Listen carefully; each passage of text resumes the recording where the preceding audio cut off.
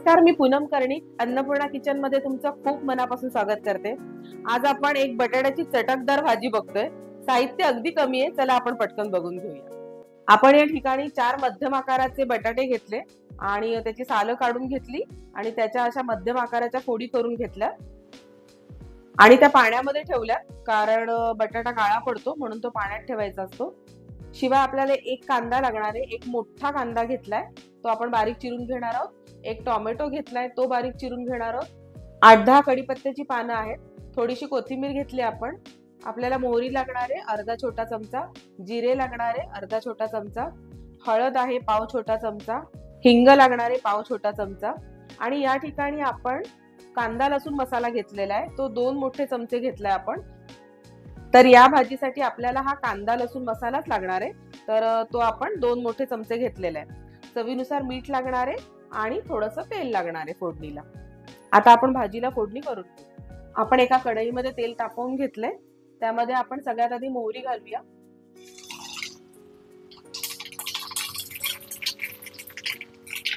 मोहरी तडतडली की आपण जिरे घालूया।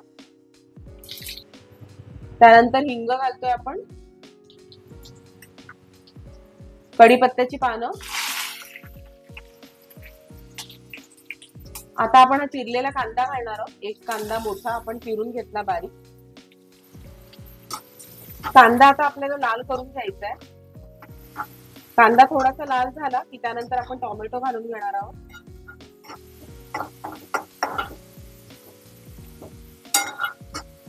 आता आपण गॅस मीडियम ठेवूया आणि मीडियम गॅसवर हा कांदा व्यवस्थित लाल करून घेऊया। कांदा थोडासा लालसर झालाय, आता आपण त्यामध्ये टोमॅटो घालून घेऊया।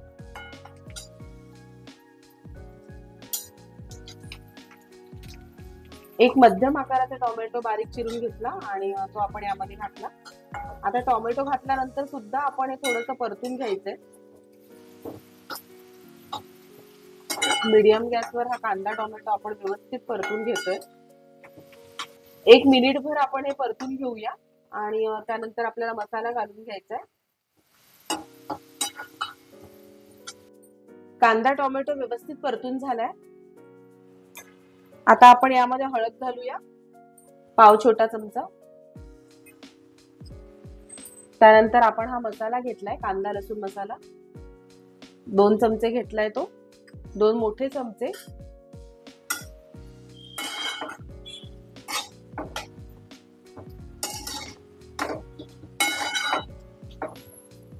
मसाला परतून झालाय, आता आपण बटाटे घालून घेऊया।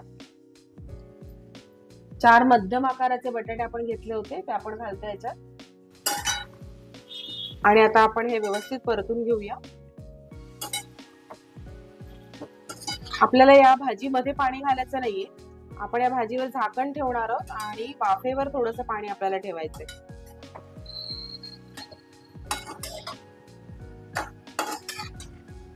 आणि बटाटे शिजत आले की नंतर आपण कोथिंबीर आणि मीठ घालून देणार आहोत।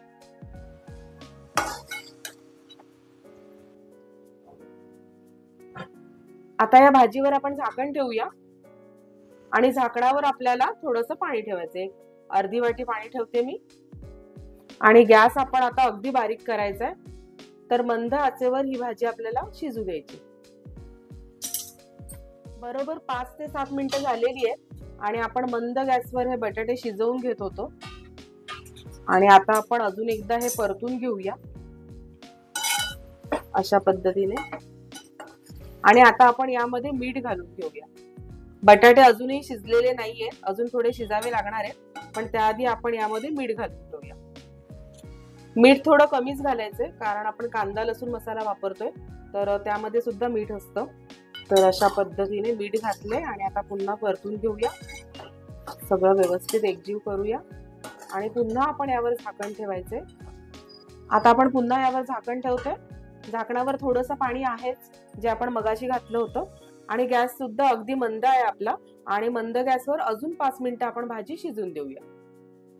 आपण बरोबर अजून 7 ते 8 मिनिटं बटाटे शिजू दिले आणि आता बटाटे व्यवस्थित शिजलेले आहेत। आपल्याला कोथिंबीर घालायची, ती आपण घालून घेऊया।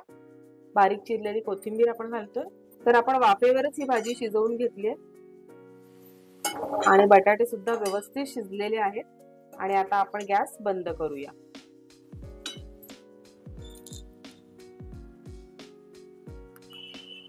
खूप कमी साहित्यात अगदी चमचमीत आणि चटकदार अशी बटाट्याची भाजी तयार झालेली आहे। तुम्ही ती पुरी बरोबर खाऊ शकता, चपाती बरोबर खाऊ शकता किंवा भाकरी बरोबर सुद्धा खाऊ शकता। खूप छान झाली आहे। तुम्ही सुद्धा जरूर ट्राय करा आणि व्हिडिओ आवडला तर लाईक करा, शेअर करा आणि माझ्या चॅनलला सबस्क्राईब करा। धन्यवाद। पुन्हा लवकरच भेटू असाच एक छान पदार्थ घेऊन।